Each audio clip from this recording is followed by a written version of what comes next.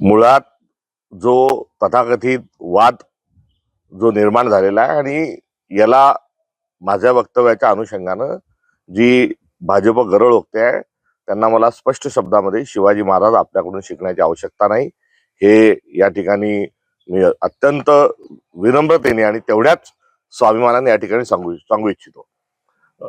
हिंदवी स्वराज्याचे संस्थापक छत्रपती शिवाजी महाराज ही महाराष्ट्राची आमची काँग्रेसची आणबाण शान आहे. त्यांचा पराक्रम अद्वितीय आहे आणि त्यांच्या पराक्रमाच्या अनुषंगानं हिंदवी स्वराज्य निर्माण झालंय आणि त्या स्वराज्याची प्रेरणा थेट स्वरूपामध्ये आपल्या संविधानापर्यंत आहे. काल पत्रकारांनी मला प्रश्न विचारत असताना विचारले की महामानवांचे आणि विशेष करून शिवाजी महाराज आणि टिपू सुलतान यांचे जे छायाचित्र आहे, प्रतिमा ज्या आहेत ह्या कार्यालयामध्ये लावण्यात याव्यात अशी मागणी होत आहे. याकडे आपण कसे बघता? या प्रश्नाच्या उत्तरादाखल माझं जे उत्तर होतं ते हे होतं की शिवाजी महाराजांनी जो स्वराज्याचा विचार दिला त्याचाच आदर्श हा टिपू सुलतानने घेतला आणि टिपू सुलताननी तो आदर्श घेऊन इंग्रजांच्या विरोधात ते लढले आणि त्या अनुषंगाने या प्रतिमा ज्या आहेत ह्या सोबत लागण्याच्या अनुषंगानं समकक्षतेच्या अनुषंगानं माझं हे वक्तव्य केलेलं आहे. मी शिवाजी महाराजांचा जो पराक्रम आहे तो अद्वितीय आहे हे यापूर्वीच सांगितलेलं आहे आणि या माझ्या प्रश्नाला दाबून कुठेतरी जे वक्तव्य चालवण्यात येत आहे हे भारतीय जनता पक्षाचा हा खोडसाळपणा आहे. देवेंद्र फडणवीस यांची तुलना मी औरंगजेबाशी केली तेव्हा ते म्हणाले मी त्यांना ओळखत नाही.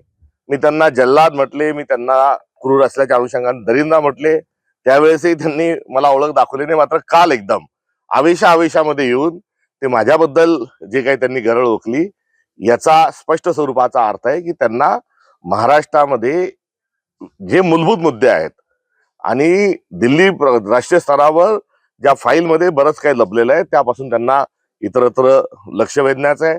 प्रत्येक बाबतीत जात आणणे, प्रत्येक बाबतीत धर्म आणणे हा भारतीय जनता पक्षाचा हा जुना फंडा आहे आणि या फंड्याच्या अनुषंगानं या माझ्या केलेल्या एका जबाबदारीपूर्ण वक्तव्याला ते हिंदू मुस्लिम या अँगल मधून त्याला खतपाणी घालत आहेत.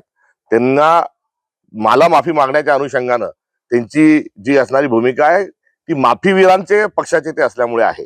मुळात माझं वक्तव्य हे पूर्ण प्रश्नाच्या सहित जर आपण बघितलं तर त्यामध्ये शिवाजी महाराजांचा जो स्वाभिमान आणि आमचा जो अभिमान आहे तो मी त्यातही अधोरेखित केला होता आणि टिपू सुलतानांच्या अनुषंगानं त्यांची ही गरळ ओकत असताना मला सांगायचंय की नुकत्याच नगरपालिकांच्या निवडणुकीत टिपू सुलतानचे फोटो आपल्या घोषणापत्रात होते. आपले बॅनर पोस्टर जे होते भाजपने सरसकट टिपू सुलतानचा फोटो जो आहे हा संपूर्ण महाराष्ट्रामध्ये त्यांनी वापरला. तुम्हाला प्रचारामध्ये टिपू सुलतानचा फोटो चालतो आणि आता टिपू सुलतान बद्दल आपण जे मत व्यक्त करताय ते तेव्हा कुठे गेला होता, तेव्हा आपली ती भूमिका कुठे गेली होती हाही प्रश्न या निमित्तानं उलट पक्षी मला भारतीय जनता पक्षाला विचारायचा आहे. आज काही याचा एक मुद्दा म्हणून काही काँग्रेसच्या पक्ष कार्यालयावर मोर्चे आणण्याच्या अनुषंगाने देखील कुठेतरी भारतीय जनता पक्ष हा सक्रिय असल्याचं कळतं. तर 17 तारखेला माझे पुतळे देखील ते जाळणार आहेत अशी देखील माहिती मला प्राप्त होत आहे. मात्र माझा पुतळा जाळण्याच्या ऐवजी सावरकरांनी छत्रपती शिवाजी महाराजांनी हिंदवी स्वराज्य स्थापन केलं ते करत असताना शिवाजी महाराज यायला म्हणजे कावळा बसायला आणि डांगटायला असं जे वक्तव्य केलं होतं आणि त्या वक्तव्यासोबत शिवाजी महाराजांच्या संदर्भात अधिकचे जे चुकीचे सावरकरांनी वक्तव्य केले होते त्या अनुषंगाने त्यांचे पुतळे भारतीय जनता पक्ष जाळणार आहे का हाही माझा प्रश्न आहे.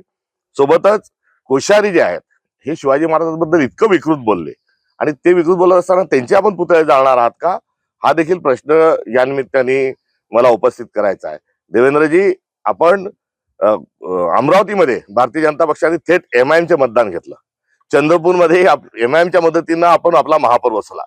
थोड्या तिडक्याने महाराष्ट्रभर 21 ठिकाणी MIM सारख्या जातीवादी पक्षासोबत आपण आघाडी करता, युती करता, मदत करता.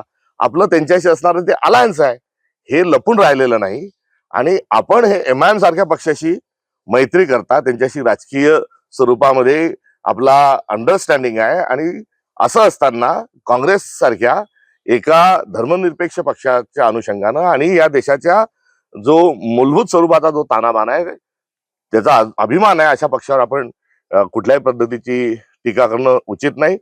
टिपू सुलतानांचा जो फोटो आहे हा भारताच्या संविधानामध्ये आहे. जिथे ऍडमिनिस्ट्रेशन हे प्रशासन संविधानामध्ये जिथे सुरू होतं तिथे टिपू सुलतानांची तसबीर आहे. तर निवडणुका जिथे निवडणुकीचं जे प्रकरण आहे तिथे छत्रपती शिवाजी महाराजांचा प्रतिमा आहे. आपण शिवाजी महाराजांची प्रतिमा असणाऱ्या निवडणुकीमध्ये कसा धिंगाणा घालताय हे काही लपून राहिलेलं नाही.